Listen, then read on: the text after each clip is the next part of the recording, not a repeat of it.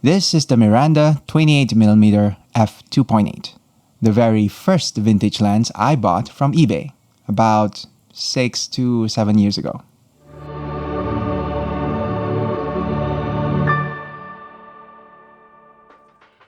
I've built a collection of lenses over the last decade or so as investments to improving video quality, but I've never talked much about them as to how I came to know about them and my thoughts after having used them.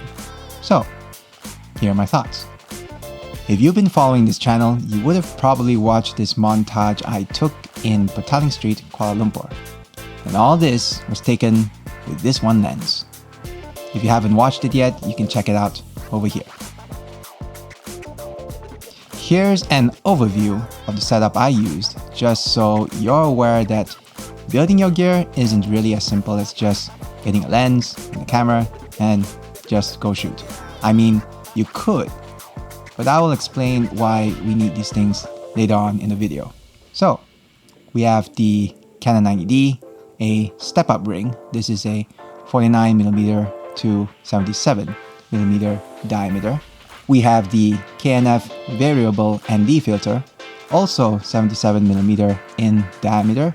We have the Nicey rig cage, the Nitzy top handle, and the mini tripod by Yunteng with the PGY Tech snap lock.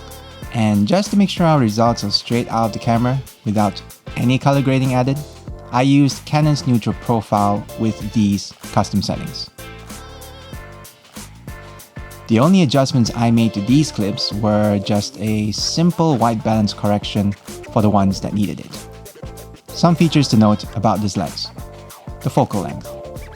Any 28mm lens on an APS-C sensor camera like the 90D gives you a 1.6 times focal length in reality, which means you're actually looking at a 44.8 or 45mm focal length. Some cinematographers say that that's a focal length that matches close to how our eyes view reality, but I can't name a cinematographer who said that, so if you do know, leave it in the comments. I would very much appreciate it.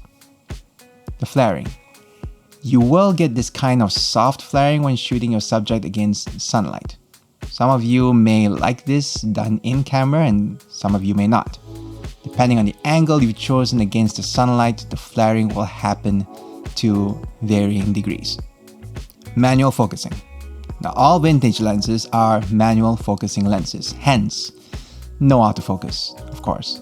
It's definitely going to take some practice to get a handle on keeping your subject in focus with vintage lenses. If you notice over here on the side, I added a focus gearing already from the Tilter brand. A very affordable focus gearing, and it's pretty snug on there. Now, I don't know how much the gear turning degrees matter to you, so I never actually measured it. Maybe almost 180 degrees, kind of, and it feels nice. So that's just the most unscientific view of that. You may or may not like it. Number 4, the bokeh. I didn't do much bokeh testing on that day, but just based on this clip here, you can see you get nice round balls for your background. Bonus footage at the end of this video. Stay tuned. Now for the rig. You don't really need this exact setup, but the ND filters are needed to retain your shutter speed when filming in bright places so that you maintain that real 24 FPS or 25 FPS motion picture effect. The top handle and mini tripod here, you don't really need the exact ones, but it helps to reduce the micro jitters you get when doing moving shots with these lenses. Obviously, they do not have image stabilization. So just for your reference, the original lens, when I bought it, looks like this. And with the accessories, it'll look like this. How I discovered this lens. Back when I was mainly using my T3i or Canon 600D, I was eventually unsatisfied with the kit lens that came with it. And it was at that time my search for better and more affordable lenses led me to the world of vintage glass. And these are 2 videos that convinced me of the quality of this lens, since they specifically use the T3i or 600D camera as well.